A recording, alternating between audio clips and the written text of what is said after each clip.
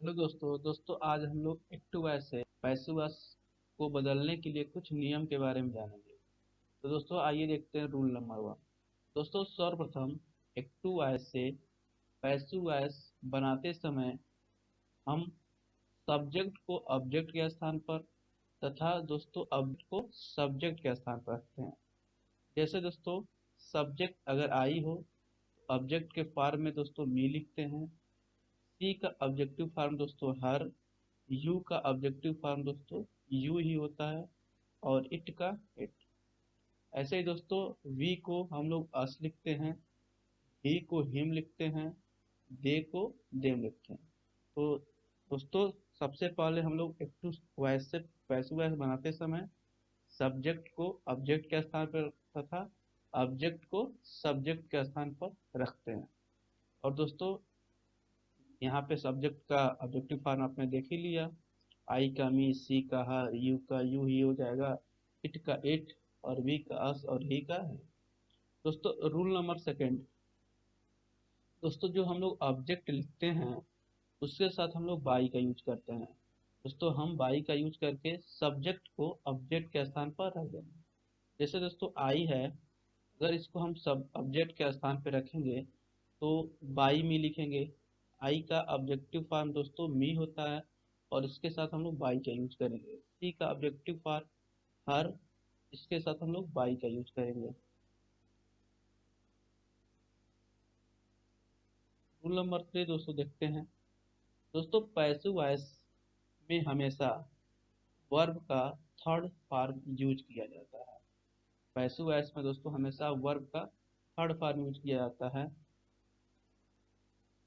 दोस्तों rule number 4, active voice जिस form में आता है उस फॉर्म में ही उसका पैसिव वॉइस बनाया जाना चाहिए, क्योंकि एक्टिव वॉइस से पैसिव वॉइस बनाते समय सेंटेंस का रियल मीनिंग या वास्तविक अर्थ दोस्तों चेंज नहीं होना चाहिए। दोस्तों अगर सिंपल सेंटेंस है एक्टिव वॉइस में तो उसका पैसिव वॉइस में भी सिंपल सेंटेंस में ही बनना चाहिए। अगर निगेटिव सेंटेंस है तो उसका पैसिव वॉइस निगेटिव सेंटेंस में बनना चाहिए। अगर इंट्रोगेटिव है तो पैसिव वॉइस भी दोस्तों उसका इंट्रोगेटिव सेंटेंस ही होना चाहिए। इंट्रोनेगेटिव है दोस्तों तो इंट्रोगेटिव नेगेटिव सेंटेंस में होना चाहिए। जैसे दोस्तों रूल 5, यदि एक्टिव वॉइस के अंतर्गत सब्जेक्ट के रूप में कोई अनइम्पॉर्टेंट सब्जेक्ट जैसे कि someone, anyone, everyone, no one, somebody, anybody, everybody, nobody, something, anything, everything, nothing, people, police, we, ETC दोस्तों दिए हुए तो हमें पैसिव वॉइस बनाते समय बाई प्लस सब्जेक्ट का यूज नहीं करना चाहिए और यदि एग्जामिनर चाहे तो कर सकता है। रूल नंबर 6 दोस्तों, यदि एक्टिव वॉइस हु से शुरू हो तो हमें पैसिव वॉइस बनाते समय बाई हुम का यूज करना चाहिए और बाई के बाद दोस्तों हेल्पिंग वर्ब का यूज करना। रूल नंबर 7 दोस्तों, यदि एक्टिव वॉइस हुम से शुरू हो तो हमें पैसिव वॉइस बनाते समय शुरू में हु का यूज करना चाहिए और हु के साथ हमें दोस्तों हेल्पिंग वर्ब का यूज सिंगुलर में करना चाहिए।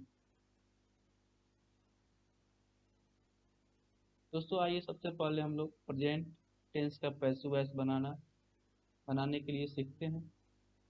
दोस्तों प्रेजेंट इंडेफिनिट पता होगा दोस्तों, यहाँ पे वर्ब का फर्स्ट फॉर्म और उसमें यस या यस का प्रयोग किया जाता है और नेगेटिव सेंटेंस में दोस्तों डू या डज और नॉट और वर्ब की फर्स्ट फॉर्म।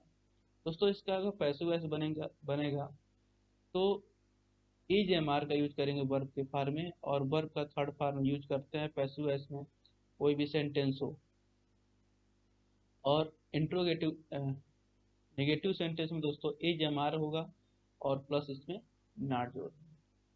ऐसे ही दोस्तों प्रेजेंट कंटिन्यूअस अगर रहता है तो इज एम आर वर्ब का first form I N G ये होता है। और अगर इसका हम लोग पैसिव वॉइस बना रहे हैं दोस्तों तो is are am is am are होगा ही और इसमें केवल हम बीइंग जोड़ देंगे और वर्ब का थर्ड फॉर्म। ऐसे दोस्तों प्रेजेंट परफेक्ट का हेल्पिंग वर्ब समझ रहे हैं दोस्तों, हैज हैव होता है और वर्ब का थर्ड फॉर्म यूज किया जाता है। दोस्तों पैसिव वॉइस बनाते समय हम लोग बस हैज हैव के साथ बीन और वर्ब की थर्ड फॉर्म का यूज करते हैं। नेगेटिव सेंटेंस में दोस्तों has have not plus verb का थर्ड फॉर्म होता है प्रेजेंट परफेक्ट टेंस में, और इसका पैसिव वॉइस बनाते समय दोस्तों has have plus not plus been plus verb का थर्ड फॉर्म।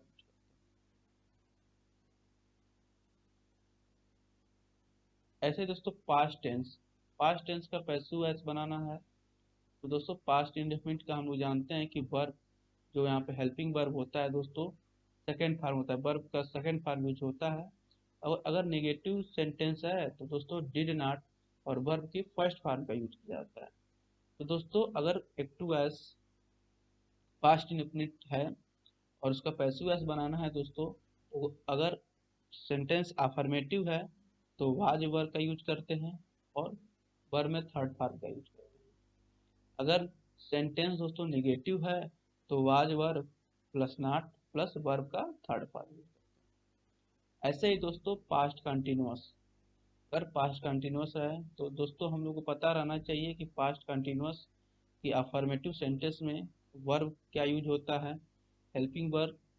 दोस्तों यहाँ पे वाज वर्ब का यूज करते हैं, वाज वर्ब का यूज करते हैं और वर्ब में आईएनजी का यूज करते हैं, वर्ब के फर्स्ट फॉर्म में आईएनजी जोड़ते हैं।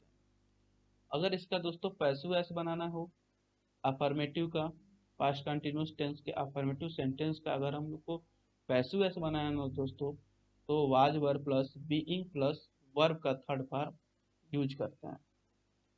दोस्तों अगर हम पास्ट कंटिन्यूअस का नेगेटिव सेंटेंस ले रहे हैं, was verb plus not plus verb में आईएनजी जोड़ते हैं दोस्तों, अगर इसका हमको पैसिव वॉइस बनाना है तो वाज वर्ब प्लस नॉट और बीइंग प्लस वर्ब का थर्ड फॉर्म।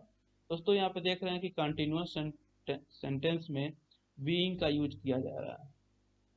अगला दोस्तों पास्ट परफेक्ट टेंस। तो दोस्तों पास्ट परफेक्ट का हमको पता है कि जो हेल्पिंग वर्ब होता है वो हैड होता है और वर्ब की थर्ड फॉर्म यूज की जाती है, और नेगेटिव में दोस्तों हैड प्लस नॉट और वर्ब की थर्ड फॉर्म। दोस्तों इसका पैसिव ऐसा जब बनाएंगे दोस्तों हम लोग, तो had plus been plus verb का थर्ड फॉर्म। बस दोस्तों हैड के साथ बीन यूज हो रहा है और यहाँ पर दोस्तों हैड नॉट प्लस वर्ब का थर्ड फॉर्म है और यहाँ पे केवल had not plus been plus verb का। दोस्तों इस प्रकार हम लोगों ने एक्टिव एस से पैसिव एस में चेंज करने के लिए कुछ रूल और प्रेजेंट इंडेफिनिट कंटिन्यूअस परफेक्ट और past indefinite past continuous past perfect को पैसिव वॉइस बनाना कैसे बनाना है इसके बारे में हम लोगों ने सीखा। दोस्तों नेक्स्ट वीडियो में हम एक्टिव वॉइस से पैसिव वॉइस के कुछ एग्जांपल को करेंगे, उसकी प्रैक्टिस करेंगे।